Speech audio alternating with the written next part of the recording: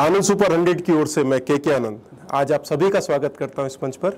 आज हम MPPSC 2019 special test series के अंतर्गत टेस्ट क्रमांक 1 पर चर्चा करेंगे।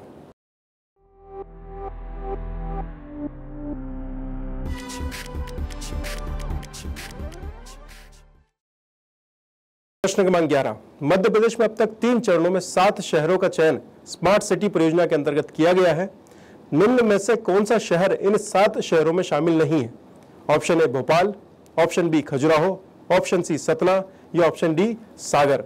तो जैसा कि आप जानते हैं ऑप्शन नंबर बी खजुराहो सही आंसर है। मध्य प्रदेश में 3 चरणों में 7 शहरों का चयन किया गया है स्मार्ट सिटी परियोजना के लिए। वो है इंदौर, भोपाल, जबलपुर, ग्वालियर, उज्जैन, सागर और सतना। इसमें कहीं भी खजुराहो नहीं है, तो बच्चों हमारा आंसर होगा खजुराहो। महत्वपूर्ण बात यह भी है कि स्मार्ट सिटी परियोजना में अंतिम और 100वां शहर शिलांग है। यह पूछा जा सकता है आपसे कि वह कौन सा शहर है जो कि सबसे अंतिम में जोड़ा गया। आंसर है शिलांग। अनुसूचित जाति एवं अनुसूचित जनजाति अत्याचार निवारण अधिनियम 1989 की धारा 2 में परिभाषित निम्न में से कौन सा युग्म सुमेलित है? जैसा कि आप अपनी स्क्रीन पर यह प्रश्न देख रहे हैं, इसका आंसर होगा धारा 1BC, जिसमें आर्थिक बहिष्कार की बात की गई है। जैसा कि आप जानते हैं अनुसूचित जाति जनजाति अत्याचार निवारण अधिनियम 1989 की धारा 2 में और विशेषकर 2(1)BC में आर्थिक बहिष्कार की बात की गई है। प्रश्न क्रमांक 13 पर चर्चा करते हैं। प्रश्न आपके सामने है, निम्न में से कौन सा एक नीति निर्देशक तत्व संविधान में बाद में जोड़ा गया है? इस प्रश्न का मूल भाव यह है बच्चों कि वह कौन सा ऐसा नीति निर्देशक तत्व है जो कि संविधान के लागू होने के पश्चात जोड़ा गया।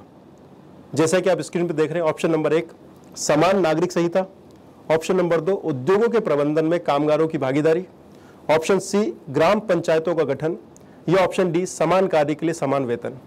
और जैसा कि आप जानते हैं बच्चों, इसका आंसर होगा बी उद्योगों के प्रबंधन में कामगारों की भागीदारी। ऐसा क्यों?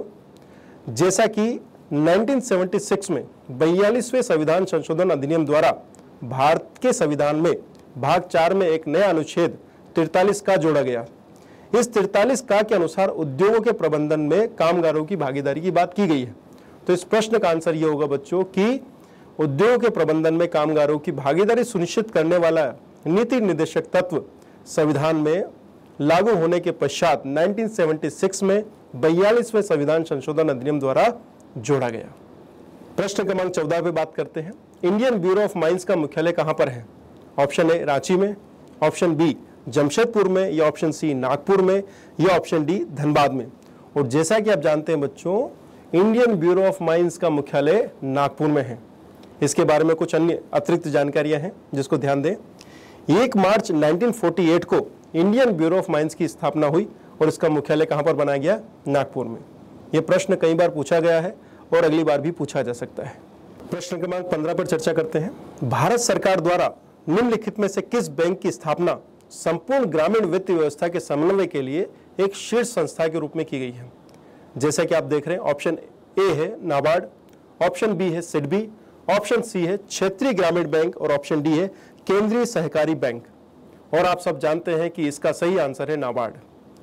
प्यारे बच्चों, शिवरमन समिति की सिफारिश के आधार पर 12 जुलाई 1982 को, ध्यान दें, शिवरमन समिति की सिफारिश के आधार पर 12 जुलाई 1982 को राष्ट्रीय कृषि और ग्रामीण विकास बैंक, आई रिपीट, राष्ट्रीय कृषि और ग्रामीण विकास बैंक अर्थात national bank for agriculture and rural development अर्थात नाबार्ड की स्थापना की गई। और यह एक ऐसा बैंक है बच्चों जो भारत में कृषि क्षेत्र में वित्त देने वाली या वित्तीयन करने वाली या फाइनेंस करने वाली सर्वप्रमुख संस्था है। और आप जैसा कि जानते हैं कि नाबार्ड का मुख्यालय कहां पर है? मुंबई में।